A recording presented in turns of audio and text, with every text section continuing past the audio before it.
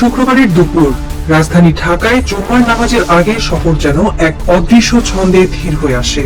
দোকানের শাটার আধ খোলা, রাস্তায় গাড়ির ভিড় কমে গেছে, আর মসজিদের মিনার থেকে ভেসে আসছে আজানের সুরের মৃদু প্রতিধ্বনি। গরম বাতাসে ধুলো উড়লেও মানুষের চোখে মুখে ফুটে আছে এক গভীর প্রতীক্ষা। এক তরুণ সাদা পাঞ্জাবি পরে মসজিদের বারান্দায় বসে আকাশের দিকে তাকিয়ে থাকে, মনে মনে প্রশ্ন করে, এই আকাশ কি সত্যি আমাদের? পাশে কিছু রিকশা চালক অজু করে নামাজের প্রস্তুতি নিচ্ছে, তাদের নিঃশ্বাসেও একই প্রশ্নের প্রতিধ্বনি। শহরের অলিগলিতে কর্মজীবীরা চায়ের কাপ হাতে দেশের ভবিষ্যৎ নিয়ে আলোচনা করছে। গ্রামের বাজারের আড্ডাতেও ঘুরপাক খাচ্ছে সেই একই উদ্বেগ। অর্থনীতি এগিয়েছে, জীবন পাল্টেছে, কিন্তু আকাশের নিরাপত্তা কি পাল্টেছে? স্বাধীনতার 50 বছর পেরোলেও কেন বাংলাদেশ নিজের যুদ্ধ বিমান নিয়ে গর্ব করতে পারছে না? এই প্রশ্ন যেন প্রতিদিন নতুন করে ফিরে আসে, মানুষের কথায়, দীর্ঘশ্বাসে আর দৃষ্টিতে। বাংলাদেশ আজ দক্ষিণ এশিয়ার এক উদীয়মান শক্তি। মাথাপিছু আয় প্রায় $2,700, পাকিস্তানের তুলনায় অনেক বেশি। দেশের মোট জিডিপি $480 বিলিয়ন ছুঁয়েছে, যা স্বাধীনতার শুরুর সময়ের তুলনায় কয়েকশো গুণ বৃদ্ধি। জাতীয় বাজেটও প্রতি বছর বাড়ছে। সেতু, মেট্রো রেল, বিদ্যুৎ কেন্দ্র গড়ে উঠছে দ্রুত। শিল্পাঞ্চলে রাত দিন জ্বলছে আলো, গ্রামীণ রাস্তায় ঝলমল করছে বিদ্যুতের বাতি, রাজধানীতে উঠছে উঁচু ভবন। অর্থনীতির উজ্জ্বল পরিসংখ্যান যেন বারবার ঘোষণা করে, আমরা এগোচ্ছি। তবু এই অগ্রগতির মাঝে প্রতিরক্ষা খাত পড়ে আছে এক অদৃশ্য অন্ধকারে। উন্নয়নের ভাষণ যতই উচ্চকিত হোক, আকাশ প্রতিরক্ষার ঘাটতি যেন চোখে আঙুল দিয়ে দেখিয়ে দেয় বাস্তবতা। আধুনিক এয়ার ডিফেন্স সিস্টেম আজও অধরা। নিজস্ব যুদ্ধ বিমান দেখার আকাঙ্ক্ষা যেন এক অসমাপ্ত স্বপ্ন। এই শূন্যতা সাধারণ মানুষকে প্রশ্নে তাড়িত করে, আবার শত্রুপক্ষকে দেয় বাড়তি সাহস। অর্থনৈতিক শক্তি যদি প্রতিরক্ষার সামর্থ্যের সাথে সামঞ্জস্যপূর্ণ না হয়, তবে উন্নয়নও ভঙ্গুর হয়ে পড়ে। জিডিপি যতই বাড়ুক, বিদেশি বিনিয়োগ যতই আসুক, আকাশ যদি অরক্ষিত থাকে, তবে এক ঝড়েই তা ভেসে যেতে পারে।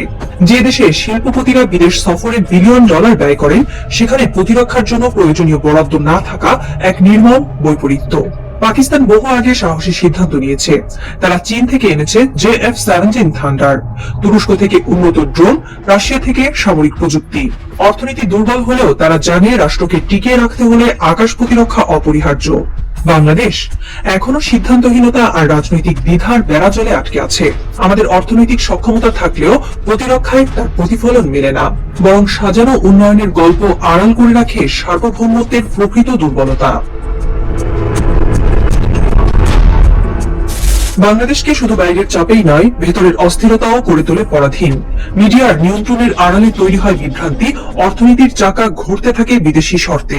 অনেকে মুখে উচ্চারণ করে বন্ধুত্ব, অথচ অন্তরে লুকিয়ে রাখে বিষাক্ত ছুরি। উদ্দেশ্য একই, বাংলাদেশ যেন মাথা তুলে দাঁড়াতে না পারে। আকাশ যেন শূন্য থাকে, যাতে ভয় দেখিয়ে শাসন করা যায়। যদি বাংলাদেশ আধুনিক যুদ্ধ বিমান, ড্রোন, মিসাইল অর্জন করে, তবে আর দিল্লির সভা কক্ষে বসে আমাদের ভাগ্য নির্ধারণ করা সম্ভব হবে না। এই আতঙ্কে অস্থির হয়ে ওঠে অনেক প্রভাবশালী মহল। তারা চায় না বাংলাদেশ আত্মনির্ভর হোক, চায় না সেনারা আকাশের নিয়ন্ত্রণ পাক। তাই ভেতর থেকেই জন্ম নেয় দ্বিধা, ভীতি আর শিকল।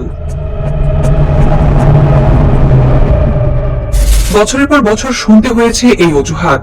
টাকা নেই, বাজেট সীমিত, অগ্রাধিকার অন্যখানে। অথচ বাস্তবতা ভিন্ন কাহিনী বলে। কোটি কোটি ডলার উড়ে যায় বিদেশি কনসালট্যান্টে, $বিলিয়ন চলে যায় সড়ক প্রকল্পে, অভিজাত ক্লাবে, বিলাসী খরচে প্রতিদিন উধাও হয় বিপুল অর্থ। অথচ প্রতিরক্ষার বরাদ্দে এলে যেন হঠাৎ শোনা যায় অভাবের গান। সংসদের বাজেট অধিবেশনেও প্রতিবার একই নাটক। প্রতিরক্ষার প্রসঙ্গ উঠলেই ফাইল স্তূপ হয়, আলোচনায় আসে অন্য খাতের অগ্রাধিকার। স্বাস্থ্য, শিক্ষা, অবকাঠামো এসব নিঃসন্দেহে প্রয়োজন, কিন্তু আকাশ রক্ষার দায়িত্ব কোথায়? যে রাষ্ট্র আকাশ রক্ষা করতে অক্ষম, তার অর্থনৈতিক উন্নয়নও একদিন ধ্বংসস্তূপে পরিণত হতে পারে। পদ্মা সেতুর উদাহরণ প্রমাণ করেছে অর্থই আসল বাধা নয়। সবাই বলেছিল অসম্ভব, কিন্তু বাংলাদেশ নিজস্ব অর্থে করেছে সম্ভব। তাহলে যুদ্ধ বিমান কেন বা প্রতিরক্ষা আধুনিকীকরণ কেন অসম্ভব হবে? এর উত্তর একটাই, অগ্রাধিকার নেই।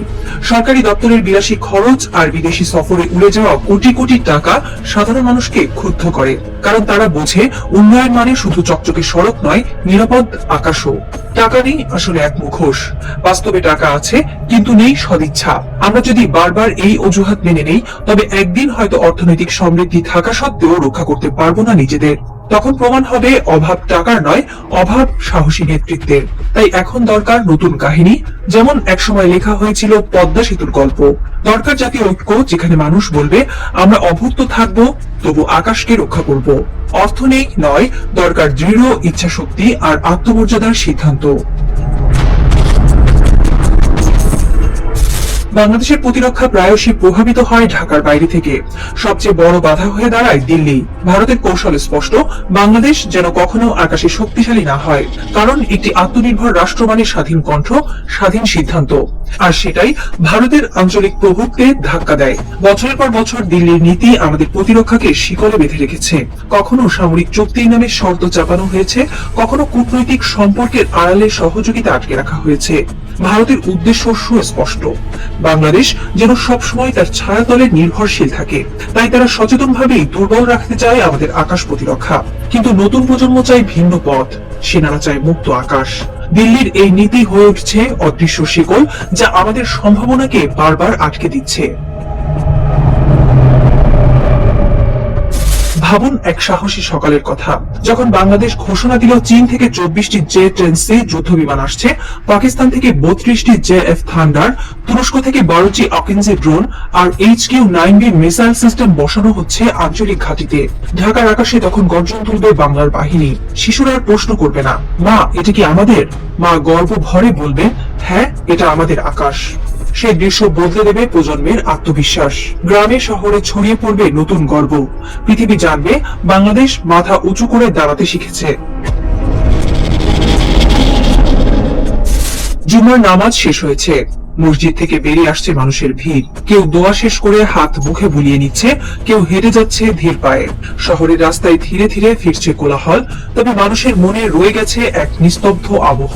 মসজিদের সিঁড়ি থেকে নামতে থাকা বৃদ্ধ হঠাৎ থেমে আকাশের দিকে তাকান। তার চোখে ভেসে ওঠে মুক্তিযুদ্ধের স্মৃতি, বুক ভরে ওঠে দীর্ঘশ্বাসে। পাশে দাঁড়ানো তরুণ ছাত্র আকাশের দিকে তাকিয়ে মনে মনে উচ্চারণ করে, একদিন এই আকাশ আমাদেরই হবে। গ্রামের উঠোনের সাদা চুলের মা ছেলেকে বিদায় দিতে গিয়ে কাপা কণ্ঠে বলে, তুই যদি আকাশ পাহারা দিস, আমি অভুক্ত থেকেও গর্বে বাঁচবো। শহরের ফুটপাতে ঘুমন্ত শিশুর ঠোঁটে ফুটে ওঠে স্বপ্নময় হাসি, যেন সে শুনছে যুদ্ধবিমানের গর্জন। রিকশার প্যাডেলে চাপ দেওয়া ক্লান্ত মানুষটি ভাবে, আমার ঘামের বিনিময়ে যদি আকাশ সুরক্ষিত হয়, তবে সেই ঘামই আমার অহংকার। গোপন ঘরে বসে অফিসাররা আঁকছে ভবিষ্যতের ছক। অন্ধকারে জ্বলছে ক্ষীণ আলো, কাগজে লেখা হচ্ছে অদৃশ্য স্বপ্ন। কোন নির্জন ঘাটিতে তরুণ ক্যাডেট রাতের আকাশে তাকিয়ে ডায়েরিতে লিখছে, মেঘের ওপারে একটি শব্দ আটকে আছে, একটি গর্জন, একটি জবাব, আমি তা নিয়ে আসবো। কলম কাঁপলেও চোখে জ্বলছে দৃঢ়তার আগুন। বাংলাদেশ যেন আবারও জন্ম নিচ্ছে, এবারের জন্ম যুদ্ধে নয়, বরং আকাশ রক্ষার শপথে, স্বাধীনতা, সম্মান আর ভবিষ্যতের জন্য। ইতিহাসের দায় মেটাতে, প্রজন্মের প্রশ্নের উত্তর দিতে। শেষ প্রশ্ন এখনো বাতাসে ভেসে আছে, বাংলাদেশ কি শেকল ভাঙবে, নাকি আবারও অদৃশ্য শক্তির কাছে মাথা নত করবে? আকাশ নিস্তব্ধ, কিন্তু সেই নীরবতার ভিতরে জমে আছে এক গর্জন, যে গর্জন একদিন বদলে দেবে ইতিহাস।